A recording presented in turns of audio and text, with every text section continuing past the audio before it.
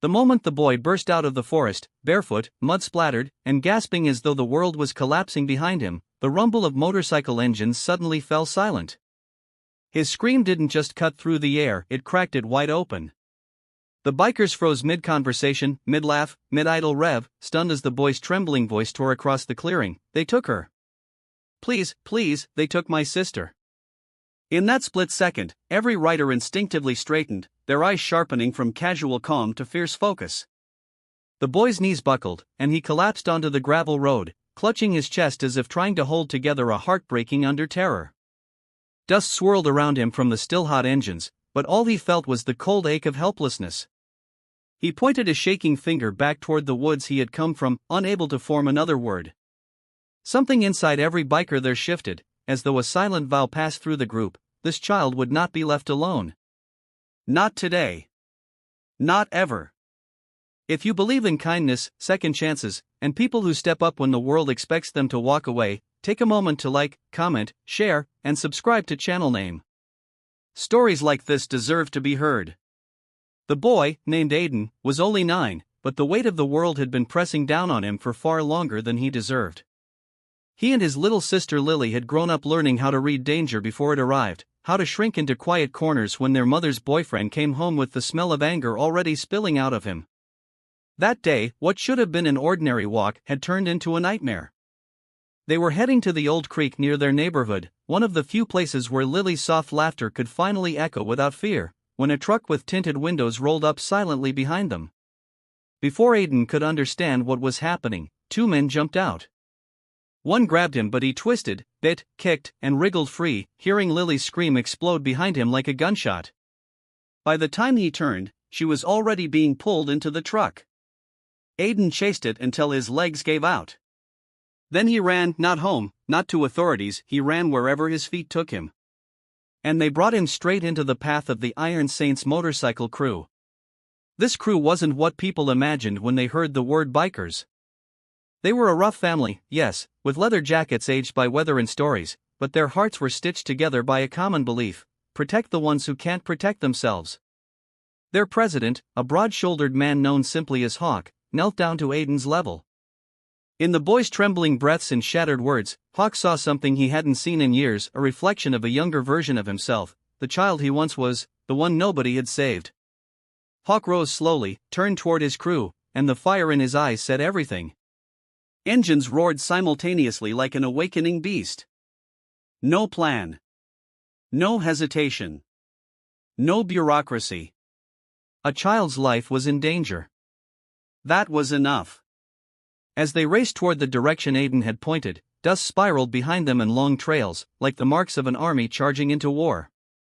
The boy rode with Hawk, his small hands clinging to the leather vest as the wind whipped tears from his eyes. Every bump in the dirt road made him relive the moment he lost grip on Lily's tiny hand. He feared every second they were late. But for the first time in his life, he didn't feel alone. He felt guarded by giants. He felt like the whole world was finally running for Lily with the same desperation he felt inside. The bikers spread out like a search party trained by instinct rather than maps. They scoured abandoned barns, empty roads, and off-trail clearings. They questioned hikers, campers, locals who passed by, describing the truck, the men, the direction. Aiden's heart pounded each time someone shook their head. Hours were slipping away. Fear grew heavier. The sun began to sink beyond the trees, turning the forest into a painting of long shadows and bleeding gold. Just when hope felt paper-thin, one biker skidded to a stop near an old lumberyard. Tire marks, fresh. Footprints in the mud. A rope discarded on the ground. Something had happened here. Something fast. Something violent. Inside a broken shed, Lily's pink shoe lay on its side. Aiden's breath caught in his throat. Hawk picked it up gently, looking at the boy with a promise carved into stone through his expression: "We will get her." The crew moved like a unit, their silent communication honed by years of brotherhood. One rider spotted a trail of broken branches leading deeper into the woods. Another found cigarette butts still warm. Someone else found a dropped wallet containing an ID, one of the men. Hawk's voice boomed over the engines: "They're close. The chase intensified. No longer a search, now a pursuit. They followed the trail to an old hunting cabin hidden under layers of moss-covered trees, almost forgotten by time. Through cracks in the wooden planks, they saw a dim light and shadows moving inside. Hawk killed his engine. The others followed. Silence fell. The kind that shakes the air before a storm. Aiden clutched Lily's shoe with both hands, praying harder than he had ever prayed. The bikers moved in with a mix of strategy and raw instinct. One circled to the back. Two stood ready at the door. Hawk motioned to Aiden to stay behind him. With one swift kick, the door slammed inward. Chaos erupted. The men inside scrambled, cursing, grabbing whatever they could as weapons. But the Iron Saints were faster. They stormed the cabin like a wave of fury fueled by every unjust moment of their lives. The thugs were disarmed in seconds, pinned, helpless. In a corner, tied to a chair with duct tape over her mouth, was Lily. Aiden bolted inside before anyone could stop him. He crashed into her with a sob that ripped every biker straight through the chest. Lily's wide, tear-soaked eyes softened instantly when she felt his arms wrap around her. Hawk watched as the siblings clung to each other with a desperation that could break even stone hearts. He turned away for a moment, hiding the emotion burning behind his eyes. The bikers wrapped Lily in a jacket, lifted her gently, and carried her outside into the fading daylight like she was the most precious treasure in the world. Aiden walked beside her, refusing to let go of her hand again. The police arrived soon after, notified by one of the bikers earlier, and the men responsible were taken away. But the real rescue, the one that mattered, had been done before any siren reached the forest.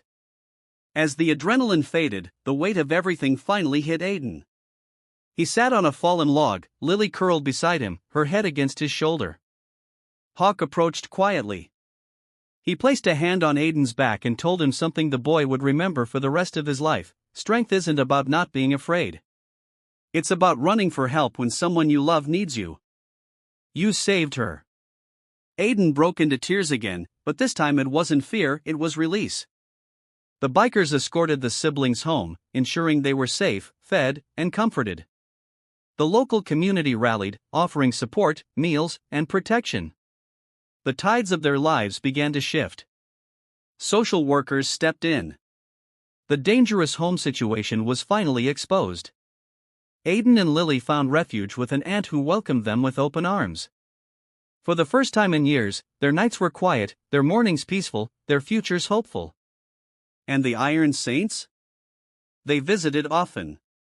They became guardians, mentors, and family, the kind Aiden and Lily had long deserved. Weeks later, the siblings stood outside their new home as the distant thunder of engines echoed up the street. The entire Iron Saints crew rolled in like a parade of heroes. Lily ran toward them with a smile brighter than sunlight, and Aiden followed with that same shoe Lily had lost, now cleaned, and kept as a reminder of the day strangers became saviors. Hawk lifted Lily onto his shoulders while Aiden watched with eyes full of gratitude and newfound trust in a world that had once felt unbearably cruel.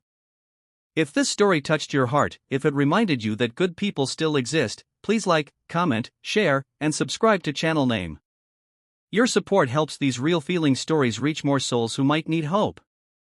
Before this video ends, tell us in the comments, I believe in protectors. Thank you for listening.